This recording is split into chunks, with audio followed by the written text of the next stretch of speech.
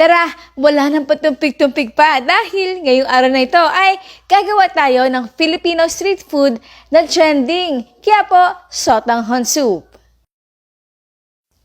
Siyempre, uunahin muna natin ay yung mga matatagal na lutuin. Meron ako ditong higit na 1 kilong liempo at hinugasan ko muna ito ng mga 3 beses. Lagyan na ito ng tubig at pakuluan para lumambot.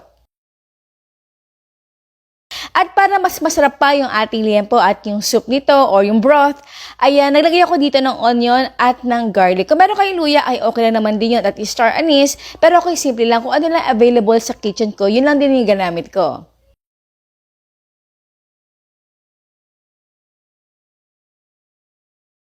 After natin mailagay ang lahat ng mga ingredients, ay pakuluan natin ito over medium heat na nakabuyang-yang. Yung wala pong takip ha. Then kapag nakita na natin ito umuusok, ay halo-haloin na natin ito ng bahagya kasi may mga lilitaw na ng mga dirt dyan o dumi o ang tawag ay scam. Siyempre, tanggalin natin ito.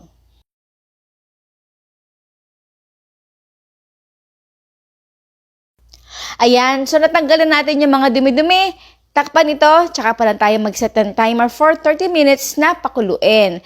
In between, kailangan natin talaga baligtarin yung ating baboy para pantay-pantay magkakaluto nito. After 30 minutes, ay tanggalin lang natin yung ating baboy. Yung baboy lang po ha, yung ibang mga onion na lagay natin dyan, ay dyan lang muna dahil maglalagay tayo ng pampakulay na atsuete. Ito po ay pakuluan lang ng 1 minute at hayaan lang nakababad habang may ginagawa naman tayong iba.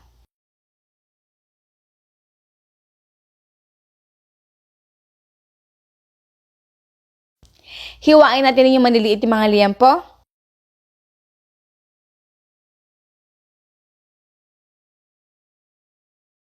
Set this aside habang gumagawa naman tayo ng ating mixture. Yan. Sa kawali ay nilagay ko muna dito yung ating oyster sauce, then yung ating ketchup at yung ating soy sauce at iba pang mga pampalasa.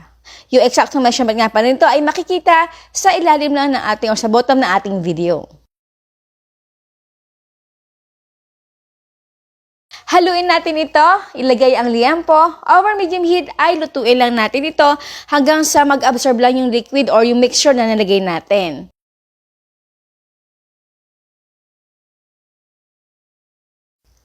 Tikman natin. Medyo matabang pa. So, nalagyan ko muna dito ng ½ tablespoon ng white sugar. At kapag ganito na itsura na ating baboy, ayan, luto na yan. Hindi na rin tayo naglagay ng oil kasi nagkakaroon naman to ng oil sa sarili nitong taba, di ba? Siyempre, hindi mawawala sa sotanghon soup ang itlog. Ayan, so nagpakulo muna ako ng tubig. Naglagay ako dito ng 4 or kahit na ilan na gusto ninyo. Then, pakuluan ito ng 10 minutes.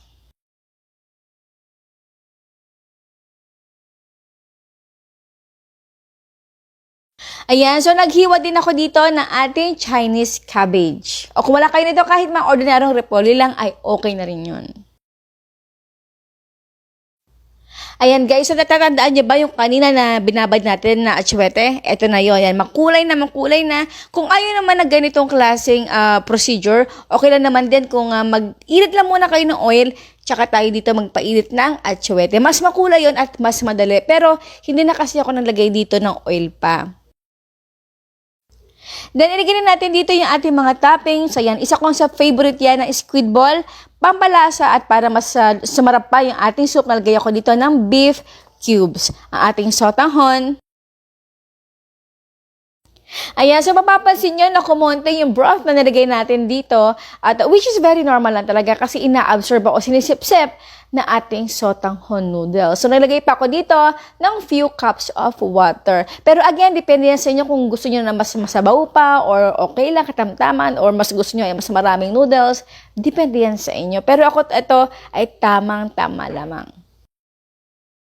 Okay mga kagrabe, konting paalala lang at importante rin talaga na malaman natin na right after natin ito maluto or talaga nakapatay na yung ating apoy, ay patuloy pa rin na ina-absorb na ating sotanghon noodles itong broth na nilagay natin. Okay, so itong ating measurement ay tamang-tama lang na right after natin ito maluto ay i-consume natin or kainin natin agad. Otherwise, after 2 hours, ay wala na, kukunti na talaga yung broth na nilagay natin. Bago tayo magtikiman portion, ang tanong ni Ma'am Shirley, ilang toppings? Ito medyo mahirap to ha. Ilang toppings ang nalagay natin dito sa ating sotanghon soup? Ang inyong sagot sa comment box section. And now it's done, our Quiapo sotanghon soup. Okay guys, thank you so much sa panonood dito. Ang ating outro, keep safe, be healthy, and be happy. Bye!